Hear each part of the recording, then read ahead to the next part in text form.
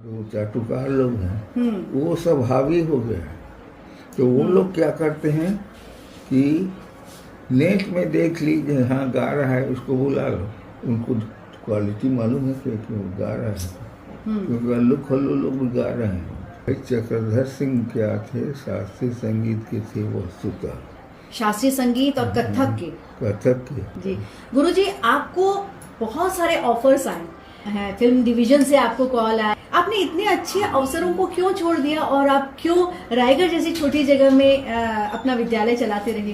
अफसोस इसलिए नहीं होता कि यहाँ जगह के रखें, जो मांगते हैं उनको मिलता है। हाँ, ये तो बात है, ये परिपाटी तो हमेशा से प्रचलित रही है। मैं तो ठाकुर हूँ, छत्री हूँ, देने वाला हूँ, देने वाला नहीं। क्या बात। स्वाभिमानी मेरे में इतना है जी कि मैं कभी किसी से नहीं मांगा, न कभी किसी से उधारी लिया। एक सच्चा कलाकार वही होता है जो अपने स्वाभिमान के साथ खुद भी जिए और अपने शिष्यों को भी सिखाए। जिस तरह एक माली जो है अपने बगीचे को खिलते हुए देखता है तो प्रसन्न होता है, बिल्कुल वैसे मेरे को लगता है हृदय वहाँ है, वहाँ है, ऐसा है तो मेरे को बहुत प्रसन्नता होती है। और इतना उम्र जीने का राज है ये। क्या बात है। प्रश्न ही वैसे पूछेंगे भाई, क्या होता है, प्रश्न जैसे रहता है वैसे उत्तर रहता है। वैसे मैंने सुना है कि किसी एक बड़े कार्यक्रम में आपको तबला बजाने के लिए इनवाइट किया गया था, लेकिन आपने उनको मना कर दिया था। नहीं, वो मुकेश आए थे, गायक मुकेश जी। इधर खुला मिलता था दारू, पी दिया और फ्लैट हो गया। Oh my God.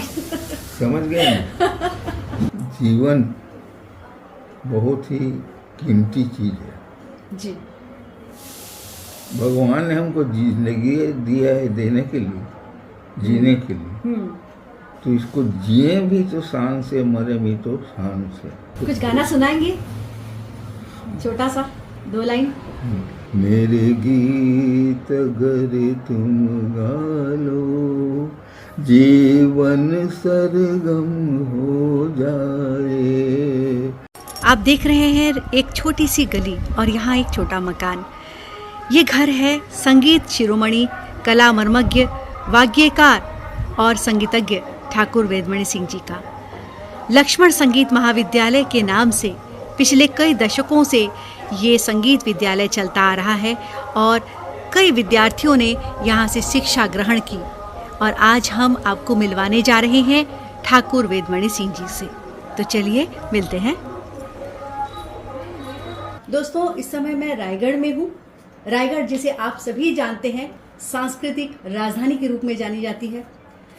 चक्रधर समारोह का नाम आप सभी ने सुना होगा। आज मैं आपको एक ऐसी शख्सियत से मिलवाने जा रही हूँ जो कला मर्मज्ञ हैं, वाग्यकार, संगीतज्ञ हैं, जिन्होंने न जाने कितनी काव्यों की रचना की है। वाग्यकार संगीतकार का अर्थ है कि जो लिखता भी है, स्वर भी देता है और गायक भी है, जिसे गा भी सकता है। तो ऐसे कला मर्मज्ञ, कला गुरु ठाकुर वेदमणि सिंह जी से आज हम बातचीत करने जा रहे हैं और आप सभी को सुनकर बहुत अच्छा लगेगा, जिन्हें 2 साल पहले चक्रधर सम्मान से सम्मानित किया गया है। और हम अपने आप को बहुत सौभाग्यशाली समझ रहे हैं कि आज वो हमारे साथ हैं। तो सबसे पहले स्वागत है गुरुजी आपका द गोपा टॉक्स में। नमस्कार। धन्यवाद जी। मैं गुरुजी की शिष्या रही हूँ और मुझे इनके सानिध्य में एक लंबे अरसे तक संगीत को समझने का, सीखने का अवसर मिला है। आपकी जो यात्रा है वो अत्यंत कठिन रही है और आपने बड़े संघर्षपूर्ण और चुनौतीपूर्ण तरीके से अपनी यात्रा शुरू की है। लगभग 90 साल की उम्र में भी आज वेदमणि सिंह जी जो हैं बहुत सक्रिय हैं, एक्टिव हैं। आज मेरे साथ उनके शिष्य भी हैं। तो गुरुजी, आप सबसे पहले तो मुझे ये बताइए कि आपके कुछ ऐसे संस्मरण जो कि हमारे दर्शकों को बहुत ही एक रोचक हो सकता है या उन्हें सुन के बहुत अच्छा लगे, ऐसा कुछ संस्मरण आप साझा कीजिए। देखिए, पहले क्या होता था जी कि जो भी संगीत कला था वो राजाओं के दरबार में था जी। सामान्य व्यक्तियों के लिए वो नहीं होता था। हाँ। और गौया भी ये समझते थे कि हम राज गायक हैं, यहाँ पे कैसे गाएंगे दूसरी जगह जी। लेकिन क्या हुआ कि धीरे धीरे स्वतंत्र हुआ भारत स्वतंत्र के बाद में जी। ये कला, ये लोग निकले वहाँ से। हाँ। माने राज परिवार से निकल करके बाहर आए और फिर बाहर उन्होंने अपना कला का प्रचार किया। लेकिन क्या हुआ, तब तक के वो सिनेमा के प्रति लोगों को रुचि हो गई थी, इसलिए शास्त्रीय संगीत के प्रति उतनी रुचि नहीं थी जी। इन्हें गिने लोग बैठे रहते थे जो समझते थे कि भाई चलो ये शास्त्रीय संगीत कुछ चीज होता है, समझे या न समझे जी। गीता का श्लोक समझे या न समझे, कान में पड़ रहा है, मन पवित्र है। बिल्कुल।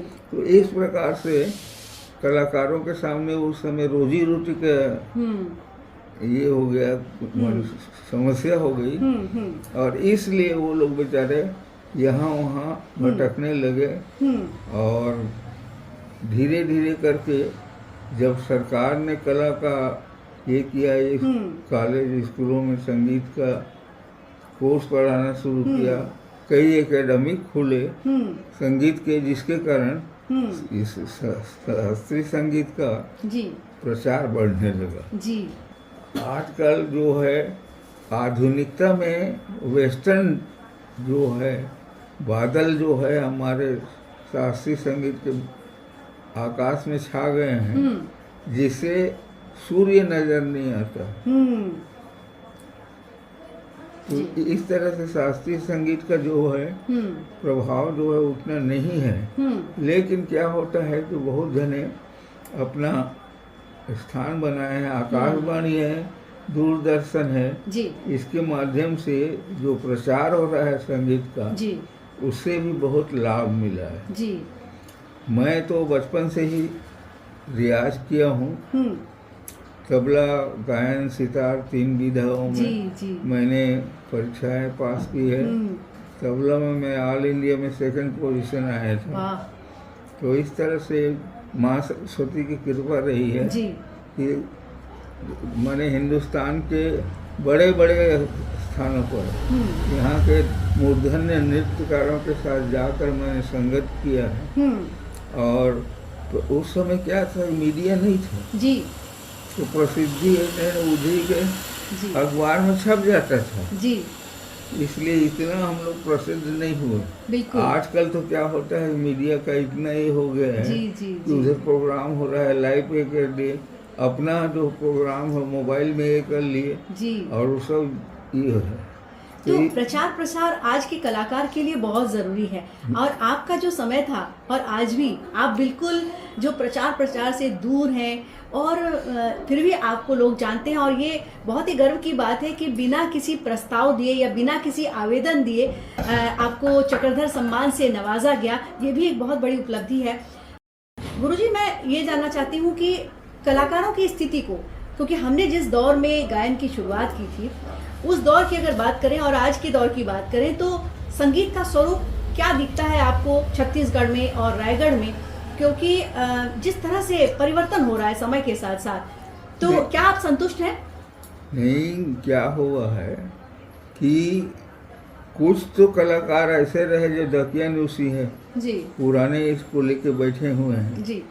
कुछ लोग जो हैं जो काफी माने समझने लगे हैं राग ताल के बारे में, वो लोग अपनी नई नई बंदिशें बना करके ये किए हैं। मैं खुद स्वयं जो हूँ एक इसमें क्रांतिकारी कदम उठाया हूँ जी। इसमें क्या होता है कि जैसे राग वही रहे हाँ, लेकिन उसमें आप गीत गाइए, गजल गाइए, लोक संगीत गाइए, चीज जैसे कि सोना वही है, आप उससे कुछ भी बना लीजिए, उसको जेवर बना लो, आधुनिक जेवर। जेवर को पहन के आ जाओगे तो लोग क्या कहेंगे। मैं देखा हूँ चक्रधर समारोह में भी पहले कलाकार जो है कम से कम आधा पौन घंटा तक आलाप करते थे जी, बिल्कुल, और उसके बाद विलंबित ख्याल शुरू करते थे। हैं? आजकल क्या होता है कि बस 5 मिनट आलाप किए और शुरू हो जाते हैं, ताकि आदमी बोर न हो और सुनते रहे। शास्त्रीय संगीत के प्रति लोगों का रुझान नहीं हो रहा है, तो इस रुचि को बनाए रखने के लिए लोगों में एक जागरूकता, शास्त्रीय संगीत के प्रति प्रेम जागृत रखने के लिए क्या कुछ प्रयास किए जाने चाहिए गुरुजी? देखिए, मैं बताता हूँ, उसमें क्या होता है, शास्त्रीय संगीत में हमारे साहित्य का कमी है, काव्य का। जी काव्य कमी है, वही दकिया ने उसी लेके काहे बोले रे दादुरुआ मोहर पिया के बहन। अब क्या बेंडा कुछ के पिया का बहन बोल रहे हैं, लेकिन गा रहे हैं मालकोस राग में, हैं। और पगलागन दे महाराज औरंगजेब, कब औरंगजेब के किया जी था, जी जी। उसको गाएंगे तो कैसे होगा। अब समय बदल गया है, युग समय बदल गया है। है, हर चीज को बदलना चाहिए उसमें, जी कि उसमें शब्द भी अच्छे रहे जिसको सुने। हाँ और ये रुचि करें हो। तो कुछ लोग रचनाकार हैं जो कर रहे हैं। जी गुरुजी, लेकिन आपने बहुत सारी बंदिशें बनाई हैं। मुझे लगता है हजारों की संख्या में आपने बंदिशें बनाई है शास्त्रीय संगीत में। आप जरा उसका आंकड़ा कुछ हमारे दर्शकों को बता सकते हैं? देखिए, ललित राग, जी ललित, इसमें है मुख ललित छवि ललित, मुख ललित छवि ललित, लोचन कमल ललित, लोचन कमल ललित, तन वसन सब ललित, तन वसन सब ललित, नख शीघ्र ललित, श्याम मुख ललित छवि ललित, ब्रज ललित जन ललित, ब्रज ललित जन ललित, यमुना पुलिन ललित, निरखत ललित रास ललित, सब ब्रज बाम मुख ललित छवि ललित। क्या बात, मुझे आज भी याद है आप ये बंदिश, और बिल्कुल ललित राग के लालित्य से ये पूरा माहौल जो है, उसका राग है और नाम पूरा ललित ललित सच में। और कितने सुंदर शब्द हैं, देखिए क्या खूबसूरत रचना है, बंदिशें हैं। गुरुजी की रचनाओं को संकलित करने का, उन्हें संरक्षित रखने के लिए प्रयास होना चाहिए, ऐसा मेरा मानना है। बाकी गुरुजी ने हमें इतना सिखाया है। गुरुजी की एक खास बात है कि वो सिर्फ शास्त्रीय संगीत ही में नहीं लिखते रहे, सिर्फ शास्त्रीय बंदिश ही नहीं, बल्कि वो हिंदी में भी बहुत सुंदर, वो भी साहित्यिक हिंदी में बहुत सुंदर रचनाएं लिखते रहे, कविताएं लिखते रहे, गजलें लिखते रहे। किरवानी राग में एक सुंदर सी गजल। गुलजार हुआ आलम, मौसम नूरानी है, गुलजार हुआ आलम, मौसम नूरानी है, गुलशन गुलशन आई, गुलशन गुलशन आई, फूलों पे जवानी है, गुलजार हुआ आलम, मौसम क्या बात। मुझे कभी कभी लगता है कि आपकी ये जो खूबसूरत रचनाएं हैं, इन्हें हम सभी शिष्यों को गाना चाहिए और इसे बनाए रखना चाहिए। कलाकारों के लिए स्टेज नहीं मिल पाना, ये भी एक बहुत चिंताजनक बात है। जो माने खुशामद करके एक पहुंच जाता है, उसकी क्वालिटी नहीं रहेगी, लेकिन खुशामद करके पहुंच जाता है, तो वो लोग सब बर्बाद कर दे रहे हैं। सही आदमी को, सही गायक को माने प्रस्तुत करने के लिए एक मुहिम चलाना चाहिए। जी, संगीत संस्थाएं हैं, आकाशवाणी है, दूरदर्शन है, इन सभी को दायित्व होता है कि नए नए कलाकार ढूंढें और उनको प्रस्तुत करें, प्रोत्साहित करें और उन्हें उचित मंच दें। हाँ, प्रोत्साहन भी मिलेगा और वो लोग और भी रियाज करेंगे और भी ये करेंगे कि भाई अब चलो हमको आकाशवाणी मिल जाती है। गुरुजी, जब आप इसके बारे में बात कर रहे हैं कि सही लोगों का चयन होना चाहिए, सही लोगों को प्रोत्साहन और उन्हें मंच मिलना चाहिए, तो इस बात पर जिक्र करना बहुत ज़रूरी हो जाता है कि जिस तरह मैंने अपने दर्शकों को बताया कि 2 साल पहले गुरुजी को बिना किसी आवेदन और प्रस्ताव के चक्रधर सम्मान से नवाजा गया। क्या ये सही था? क्या किसी एक कलाकार को इस तरह इतने देर से मिलना जरूरी है, जिन्होंने अपने जीवन के एक लंबे समय को संगीत के लिए दिया है? आपके पिता ठाकुर जगदीश सिंह दीन जो रहे हैं, वो मृदंगार्जुन के उपाधि से वे नवाजे गए, राज दरबार से आप जुड़े और चक्रधर समारोह को शुरू करने में आप नींव के पत्थर रहे और चक्रधर समारोह में हम सब कलाकार जो हैं प्रारंभिक रूप से हमने अपनी अपनी प्रस्तुतियां दी। ये हमारा सौभाग्य है। देखिए, हम लोग जब थे चक्रधर समारोह में, तो पद्मश्री मुकुटधर पांडे अध्यक्ष थे जी, किशोरी मंत्री त्रिपाठी साहित्यकार हैं, उपाध्यक्ष थे, जगदीश मेहर सचिव थे, मैं सांस्कृतिक सचिव था, मनोहर सिंह थे जी। इस तरह से हम लोग का टीम बना था जी। तो हम लोग उस समय चक्रधर समारोह के लिए 3 ठो कमेटी रहती थी। अच्छा। एक जो है माने इंडिया लेवल के कलाकारों को चयन करते थे, एक जो है स्टेट वाइज का, और एक जो है लोकल इत्यादि का।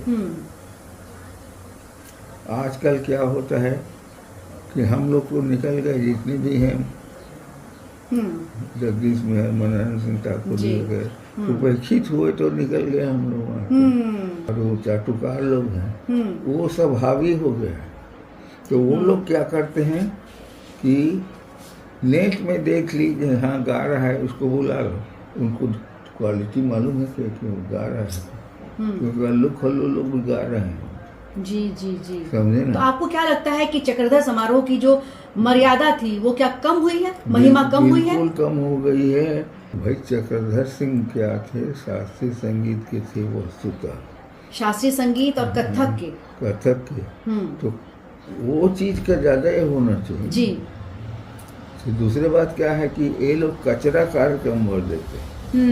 पिछले टाइम में सब जगह पे ये करके फलाना स्कूल से उस स्कूल वाइज ले लिए, तो जो भी है कुछ भी नाच रहे, कुछ भी ये करके आदमी बोर हो गया, बैठे बैठे अस्कता गया कि भाई कोई चीज क्वालिटी का होना चाहिए ना। जी, तो आपका कहना है कि चक्रधर समारोह का जो भव्य रूप और एक मर्यादित रूप जो पहले था, उसका स्वरूप वैसा ही मर्यादित बना रहना चाहिए। पहले भोपाल राजधानी था, निमंत्रण पत्र उसमें आता है, उसमें सब मेरा नाम, मनोहर सिंह का नाम, सब इसमें। तो क्या नहीं जानते हैं कि ये लोग फाउंडर हैं, इनको देना चाहिए करके। सही। तो वो लोग वैसे नहीं किए, अपने मनमानी एक कमेटी बना करके जिसको मेरे से जूनियर थे उनको दे दिए। बाद में उनको पता चला कि भाई अब कौन बाकी है। बाद में उनकी आंखें खुली अचानक कि अरे ये बात जो नींव के पत्थर है उनको हमने उपेक्षा की। 1 नवंबर को मिला जी, 31 तारीख को मेरे को फोन आया जी कि आपका चक्रधर सम्मान के लिए चयन किया गया है। मैं बोला क्यों मजाक करते हो यार? हमने तो बोला नहीं सर, मैं सांस्कृतिक सचिव बोल रहा हूँ जी। वो टीवी में देखिए ना, फुट लाइन में चल रहा है आपका नाम। अच्छा, और आपको पता नहीं था? हाँ, फिर आया तो सर उसमें चक्रधर सम्मान। फिर मैं बोला कि भाई मैं आ नहीं सकूंगा जी, मेरे पोता पोती आएंगे, तो उनका फोन नंबर दे। दूसरे सवेरे मेरी लड़की कार लेके आ गई जी। चलो बाबूजी। कहाँ? तो वहाँ जाएंगे। मैं नहीं कह सका, वैसी दाढ़ी उड़ी बढ़ाता ऐसे रहता। हाँ चलो वैसे। मतलब बहुत आनंद फानंद में आपने तैयारी की और आप चले गए। जी गुरुजी, आपको बहुत सारे ऑफर्स आए, है, फिल्म डिवीजन से आपको कॉल आया, आपने इतने अच्छे अवसरों को क्यों छोड़ दिया और आप क्यों रायगढ़ जैसी छोटी जगह में अपना विद्यालय चलाते रहे? क्या आपको मन नहीं किया कभी कि मैं बाहर जाऊं? नहीं, सुनिए क्या हुआ, सन 62 में जी। नौशाद अली जो थे म्यूजिक डायरेक्टर, फेमस उसमें, नौशाद अली। हाँ, उन्होंने बुलाया था। अच्छा। उस समय वो गंवार फिल्म बना रहे थे। अच्छा। तो आओ इसका मेरा असिस्टेंट के लिए करके, तो मेरे पिताजी मना कर दी। अरे वो सितारे हैं, 4 दिन दिखे, थोड़ी देर दिखेंगे फिर गायब हो जाएंगे। ये रायगढ़ में संगीत जगा के रखो। और सही बात है, अगर मैं चल दिया होता तो बन गया होता वहाँ पे जी। और दारू पी के मर मुझे गया। लेकिन फिर भी कभी आपको अफसोस तो नहीं होता? नहीं, मेरे को अफसोस इसलिए नहीं होता कि यहाँ जगा के रखा जी, यहाँ मैं अलग चल जो देता संगीत तो पिताजी के बाद कौन जी, चलाता जी, संगीत की की अलग जो आपने जगा के रखी है, जला के रखी है, वो जो जल रही है, हाँ। उसे जला कर रखने के लिए, बनाए रखने के लिए बहुत जरूरी था कि आप यहाँ पे हाँ। बने रहें, टिके रहें। बहुत अच्छी बात की और बहुत स्वाभिमान के साथ आपने जिंदगी अपनी गुजारी। आपसे एक ऐसा प्रश्न पूछना चाहती हूँ, आप उसका क्या जवाब देंगे मुझे नहीं मालूम। आप काफ़ी समय से अस्वस्थ चल रहे हैं, जैसे कि मुझे रायपुर से भी खबरें मिलती रही। क्या चक्रधर समारोह जैसे सम्मान और इतने बड़े बड़े सम्मान से नवाजे गए संगीत शिरोमणि, कला गुरु, कला मर्मज्ञ, वाग्यकार, संगीतज्ञ ठाकुर वेदमणि सिंह जी को क्या राज्य शासन की ओर से कोई सहयोग या कोई मदद, कुछ ऐसा मिला? जो मांगते हैं उनको मिलता है। ये तो बात है, ये परिपाटी तो हमेशा से प्रचलित रही है। मैं तो ठाकुर हूँ, छत्री हूँ, देने वाला हूँ, देने वाला नहीं। क्या बात। लेकिन फिर भी आपको लगता है कि राज्य शासन को, क्योंकि अभी हाल ही में हमने देखा कि तीजन बाई जी भी काफ़ी अस्वस्थ थी, तो काफ़ी देर बाद उन्हें भी सहयोग मिला। आपको क्या लगता है कि कलाकारों के शारीरिक स्थिति को देखते हुए, उनकी आर्थिक स्थिति को देखते हुए? मैं सरकारी कर्मचारी हूँ, पेंशन मेरे को मिलता है जी, और मेरे लिए पर्याप्त है, तो मैं मांगू क्यों? है बिन मांगे ही सब कुछ पाया, और भला क्या तुमसे मांग। अब कितने संतुष्ट, स्वाभिमानी है आपकी इसी बातों से लगता है। और निश्चित रूप से हम सभी शिष्यों के लिए ये सीखने वाली बात है कि अपने कला से, अपने जीवन से इंसान को कितना संतुष्ट रहना चाहिए। स्वेच्छा से कोई दे दिया, जी जी, जैसे चक्रधर सम्मान दे दिया, एक स्वेच्छा से दे देते हैं तो कोई ये बात नहीं है। लेकिन मांगना नहीं है मेरे को। जिस तरह से उसके लिए बायोडेटा नहीं भेजा चक्रधर सम्मान के लिए, जी जी जी, हाँ, तो फिर मैं मांगने वाला तो नहीं हूँ। क्या कुछ भी हुआ, स्वाभिमानी मेरे में इतना है जी कि मैं कभी किसी से नहीं मांगा, न कभी किसी से उधारी लिया, न किसी दुकान से। आजीवन जितना मेरे को पैसा मिला उसी से मैं चला। समझ गए? ये नहीं कि मैं ऐसे कर लूँ, मैं बहुत बड़ा मकान बना लूँ, मैं वैसा कर लूँ, ऐसा हो जाए, नहीं, ये कभी मैं नहीं चाहा। एक सच्चा कलाकार वही होता है जो अपनी शिक्षा को, अपने ज्ञान को अपने शिष्यों तक बिल्कुल उसे देता रहे और अपने स्वाभिमान के साथ खुद भी जिए और अपने शिष्यों को भी सिखाए। गुरुजी, बहुत अच्छा लगा आपसे बात करके और मुझे लगता है कि हमारे सभी दर्शकों को बहुत अच्छा लगा होगा और जीवन की एक बड़ी सीख उन्हें मिली होगी कि कितने कम में भी रह के, कितने तकलीफ में भी रह के हम कितने सुखी और संतुष्ट हो सकते हैं। मेरे को गर्व होता है कि मेरे सिखाए हुए शिष्य शिष्याएँ हैं वो पूरा हिंदुस्तान नहीं, यूएसए में जी, और यूएसए और वो ब्रिटेन जी, सब जगह एक करके संगीत का प्रचार कर रही हैं जी। खुद आप हैं जो देखिए दूरदर्शन में इस तरह से ये कर रहे हैं, तो ये मेरे लिए बहुत खुशी की बात है। ये हमारे लिए भी बहुत सौभाग्य की बात है कि हमें सीखने का अवसर मिला। जिस तरह एक माली जो है अपने बगीचे को खिलते हुए देखता है तो प्रसन्न होता है, बिल्कुल, वैसी मेरे को लगता है हृदय वहाँ है, वो वहाँ है, ऐसा है जी, तो मेरे को बहुत प्रसन्नता होती है। और इतना उम्र जीने का राज है ये। क्या बात है। तो गुरुजी के सक्रिय और स्वस्थ रहने का ये भी है कि खुद उन्होंने अपने जीवन को अपनी तरह से, अपनी खुशी से, अपनी स्वेच्छा से जिया, जी भर के जिया। और मैंने देखा है गुरुजी को खुद का बाजार स्वयं लाते हुए, घर के काम करते हुए, और हमें उन्होंने जो शिक्षा दी, संगीत की शिक्षा कि किसी प्रकार का शॉर्टकट का इस्तेमाल ना करो, मेहनत करो, ये जो शिक्षा है हम ताउम्र अपने साथ लिए जाएंगे। और हम सभी को आपका आशीर्वाद मिलता रहे, आप स्वस्थ रहें और इसी तरह मुस्कुराते रहें, हम सबकी यही शुभकामनाएं हैं गुरुजी। और बहुत सुंदर बात आपने की कि एक माली जो है अपने बगीचे के फूलों को देख के मुस्कुराता है और गर्व करता है, और यही उसके तंदुरुस्ती का राज है। तो बड़ी सुंदर बात आपने की। तो मुझे बहुत अच्छा लगा आपसे इतने दिनों बाद मुलाकात करके और इतनी सुंदर बातें करके। नहीं, ऐसे है प्रश्न ही वैसे पूछेंगे। भाई क्या होता है, प्रश्न जैसे रहता है वैसे उत्तर रहता है। अच्छा सा मैसेज हमारे दर्शकों को देना चाहेंगे जो संगीत विधा से जुड़े हैं। देखिए कि संगीत सीख लेना और संगीत प्रस्तुत करना, तो ये जो है बहुत जन क्या कहते हैं कि मैं गायक हूँ, मैं तबला वादक हूँ, अब उनके लड़के हो गए तो वो लोग छोड़ देते हैं।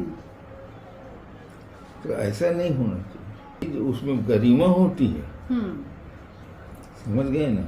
तो इस तरह से कलाकारों को ऐसा नहीं करना चाहिए। आप बहुत किए जी, अब क्या करेंगे, अब लड़का है, फलाना है, मेहनत करेंगे। मेरे को तो क्या हुआ, वो भिलाई में सम्मान किए थे ना, जी जी जी। वहाँ जाके वो अय्यर है, वो भी मेरे स्टूडेंट रहे। वो बोले कि तबला सुनाएंगे? हाँ सुनाऊंगा। इसमें आधा घंटा सुनाया।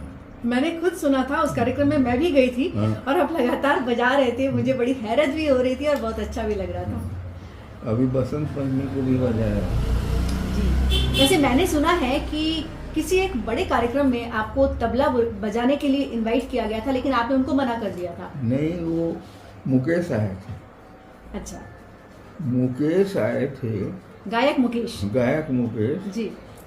श्याम टाके उनका कार्यक्रम था जी। तो उनका तबला वाला यहाँ देखा कि उधर ड्राई एरिया था और इधर खुला मिलता था दारू, पी दिया और फ्लैट हो गया। Oh my God. समझ गए ना।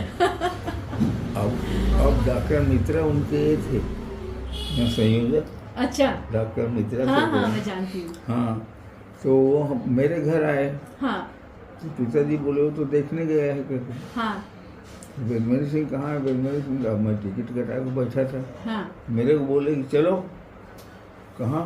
मुकेश के साथ बजाना है। हाँ। मैं नहीं बताऊँगा। तो वो बोले कि रायगढ़ का प्रेस्टीज का सवाल है। मैं कहा मेरा भी तो प्रेस्टीज का सवाल है। अगर ऐसी होता तो मेरे को भी पास देता, तो सामने में बैठे रहता, टिकट कटा के आता तो नहीं बजाया। तो ये एक अच्छे और सच्चे कलाकार की बात है कि आत्मसम्मान, स्वाभिमान के साथ जीना एक कलाकार का एक निशानी भी है, लक्षण भी है। उसके बाद सन 58 में CS आत्मा अच्छा आए। हाँ। तो सर्कल टाइप के आते थे। हाँ। तो वो आए वहाँ से, आप बजाएंगे? तो बजाऊंगा। और मैंने बजाया था वहाँ। अच्छा। उनके साथ। हाँ। तो ऐसा मौका मिला आप सबको। जी जी जी। लेकिन मैं कभी ना, ये मेरे को मौका मिले, फलाना किए, ऐसा करे, ऐसा कर लूँ, ऐसा मेरे में मन में नहीं था। जी जी जी। जो प्रेम से बुलाए चले गए, समझ गए ना। जी। जबरदस्ती उनको मेरा प्रोग्राम कराओ यार, फलाना कराओ। जीवन बहुत ही कीमती चीज़ है जी। भगवान ने हमको जिंदगी दिया है देने के लिए, जीने के लिए।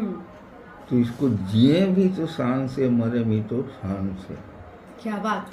दूसरी बात क्या होता है कि आदमी को लालच जो है, आदमी लालच में इतना पड़ जाता है कि उसका शरीर नष्ट हो जाता है। समझे ना। फलाना कर लूँ, ऐसा कर लूँ, बिजनेस कर लूँ।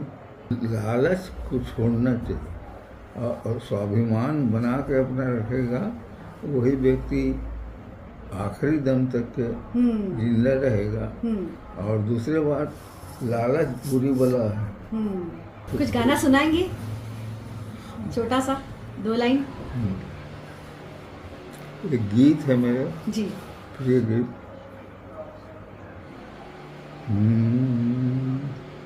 मेरे गीत अगर तुम गा लो, जीवन सरगम हो जाए। मेरे गीत अगर तुम गा लो, जीवन सरगम हो जाए। खिल जाए प्यार की कलियाँ, खिल जाए प्यार की कलियाँ, यौवन मधुबन हो जाए। मेरे गीत अगर तुम गा लो, हो जाए। मैंने गीत बनाए टूटे फूटे भावों से, हर शब्द को मैंने सींचा अपनी ठंडी आँखों से। हर शब्द को मैंने सींचा अपनी ठंडी आँखों से।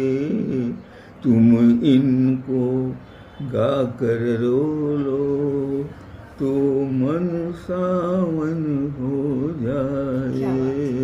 मेरे गीत अगर तुम गा लो, जीवन सरगम हो जाए। बहुत सुंदर गुरुजी, सच में आपके गीत अगर कोई गा ले तो उसका जीवन सरगम हो जाएगा और सच में उसका जीवन बिल्कुल मधुवन हो जाएगा। इतनी सुंदर आपने रचनाएं की। तो आज हम बात कर रहे थे ठाकुर वेदमणि सिंह जी से, संगीत शिरोमणि वेदमणि सिंह जी, जो कि कला गुरु, कला शिरोमणि, संगीत शिरोमणि हैं और साथ ही बहुत अच्छे सितार वादक, बहुत अच्छे साहित्यकार, बहुत अच्छे गायक और बहुत अच्छे तबला वादक भी हैं। तो निश्चित रूप से आपको आज का हमारा ये कार्यक्रम बहुत अच्छा लगा होगा। आप सभी हमारे गुरुजी खूब सारी शुभकामनाएं दीजिए, वो स्वस्थ रहें और हमेशा इसी तरह सक्रिय रहें और मुस्कुराते रहें।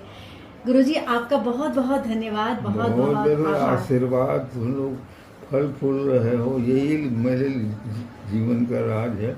और आगे बढ़िए और आगे समझे ना, मेरी यही कामना है जी कि जिस तरह गुरु जी आगे बढ़े उस तरह उसकी चेली भी आगे बढ़ते जाए। जरूर जरूर। हाँ।